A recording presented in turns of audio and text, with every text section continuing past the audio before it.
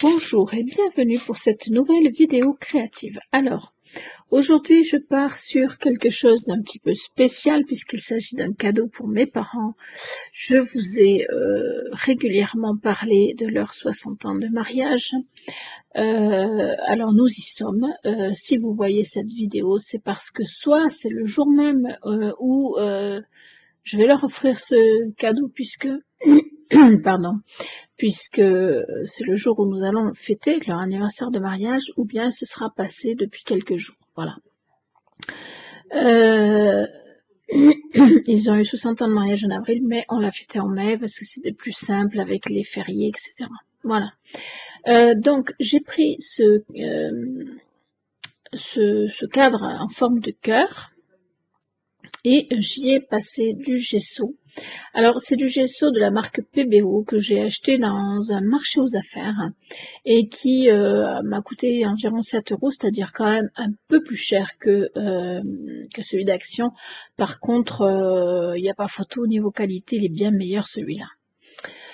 Donc je vous ai passé la deuxième couche de gesso parce que ce n'est pas intéressant. J'ai découpé à la Big Shot une photo de mes parents avec dans un cœur de chez Action d'ailleurs, un die de chez Action. Et là, je viens chercher dans ce papier aussi de chez Action, qui est un papier genre pochoir. Enfin, moi, je m'en sers beaucoup de pochoirs habituellement, mais là, j'ai décidé de m'en servir autrement. Je vais venir découper également à la Big Shot ces deux papiers avec une forme cœur, puisque tout est axé sur l'amour sur ce tableau. Voilà. Une fois que j'aurai fait ça, je vais m'amuser, je pense, un petit peu sur ce tableau. Je vais m'amuser avec de la grunge paste de chez Horizon Créatif. Je vais m'amuser avec de la pasta luce que j'ai trouvé dans un magasin laser créatif. Je vais m'amuser avec comment ça s'appelle, les Magicoles de chez Horizon Créatif aussi.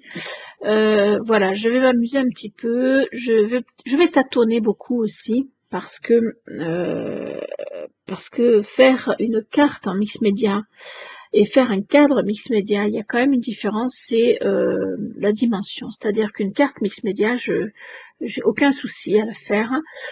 Vous avez vu tout ce que j'ai pu faire depuis un certain temps, y compris pour l'anniversaire de mariage de mes parents, le tag menu qui est en mix média et qui est splendide, enfin en tout cas à mon goût, et si je m'en réfère à vos commentaires. Voilà, mais alors un cadre c'est quand même plus grand, donc il faut pouvoir le combler, il faut que ce soit homogène, il faut que voilà. Donc c'est pas facile. Mais je me suis quand même régalée à faire ce cadre. Le résultat me plaît beaucoup. Donc je vous laisse regarder, je vous retrouve un peu plus tard au fil de ce tuto qui... Alors je m'en excuse d'ailleurs tout de suite et par avance, la vidéo va être un petit peu longue, tout simplement parce que ce tuto m'a pris une bonne partie de la journée. Et donc, après il faut... comment dire, il faut diminuer la vidéo autant que possible. Donc voilà.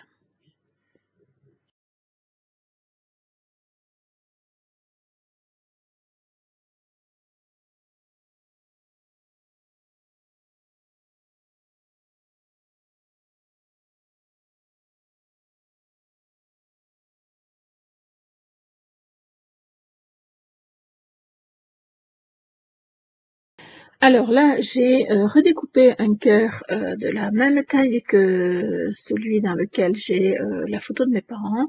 Tout simplement pourquoi? Pour le mettre sous mon pochoir, comme vous l'avez vu, afin de laisser la place pour la photo sur le cadre et faire mon pochoir et ma grunge pad tout autour, enfin pas tout autour d'ailleurs parce que je n'ai pas voulu faire tout le tour, j'ai voulu faire qu'un morceau qui prend donc l'arrondi d'un côté du cœur parce que voilà, ça me plaisait comme ça.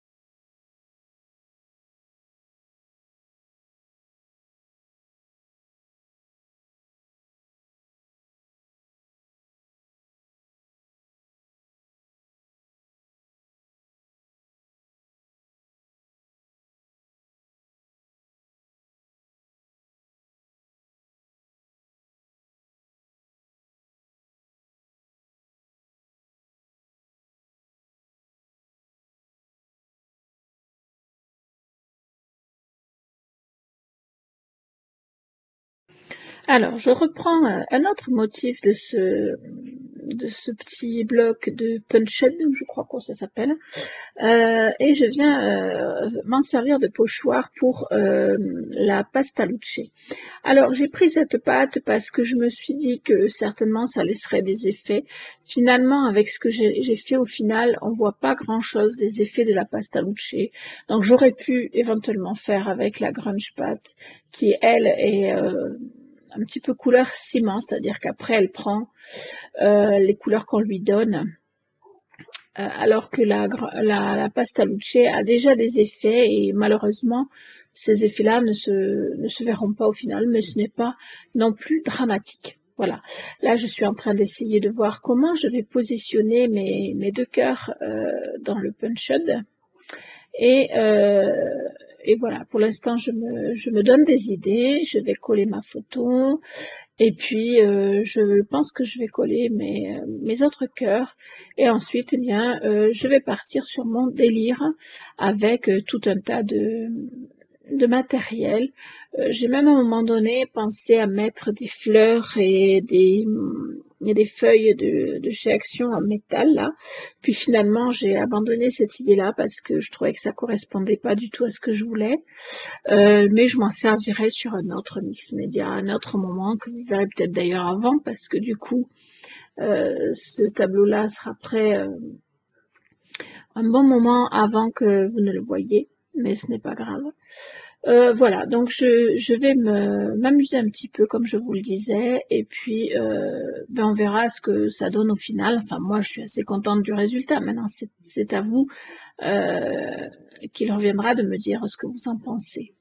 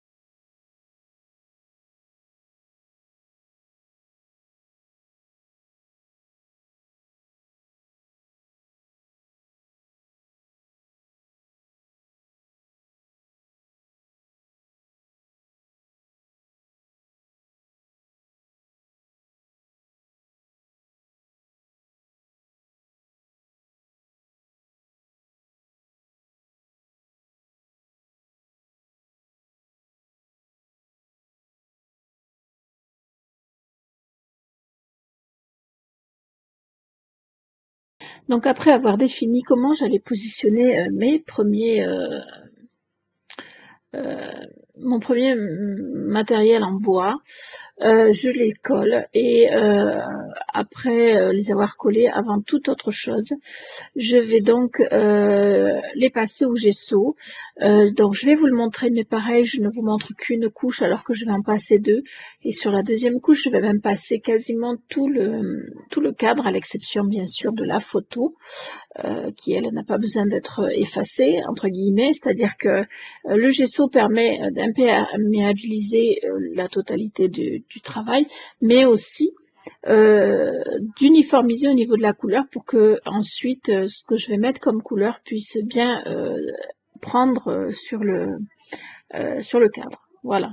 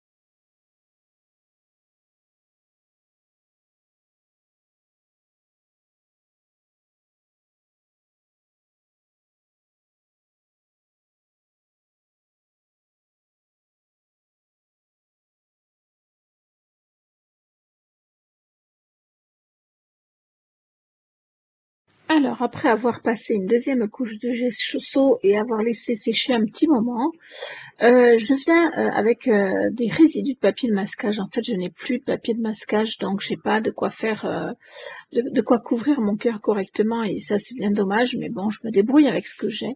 Je viens cacher le principal de la photo, c'est-à-dire les têtes de mes parents, pour pouvoir travailler sur les couleurs que je vais mettre donc sur ma création.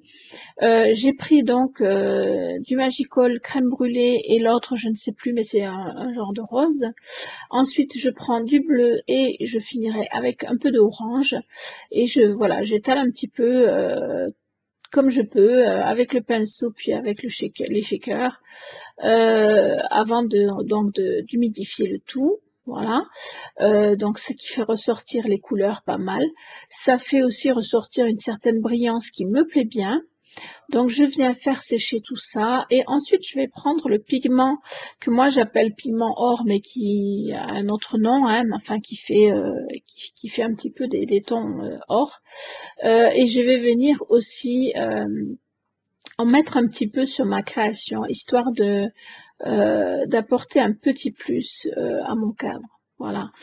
Une fois que j'aurai fait ça et que j'aurai bien fait sécher, eh bien je vais passer à la dernière partie, on va dire, qui est la partie finition. Donc là, je vais prendre du ruban mauve. Mauve et transparent, et fait tulle un peu.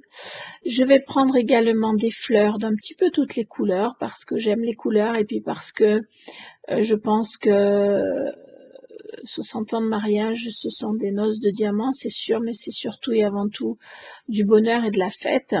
Donc pour moi, les couleurs reflètent bien ça, et puis bon, vous savez que j'aime les couleurs. Donc je vais venir positionner des fleurs d'un petit peu toutes les couleurs, au gré de mes envies aussi, voilà, et en essayant de laisser transparaître quand même certains éléments en bois qui sont en dessous, de façon à ne pas tout couvrir, sinon ça n'aurait plus aucun sens, voilà. Je vais venir aussi pour cacher un petit peu le fait que j'avais pas un papier de masquage assez grand pour la photo. Je vais venir cacher un petit peu les irrégularités au-dessus en écrivant un mot en lettres blanches que je vais vous laisser découvrir. Enfin voilà, je vais m'occuper. Ça prend un petit peu de temps au niveau des fleurs, donc je vous remercie de votre patience, parce que forcément ça va être un petit peu long encore.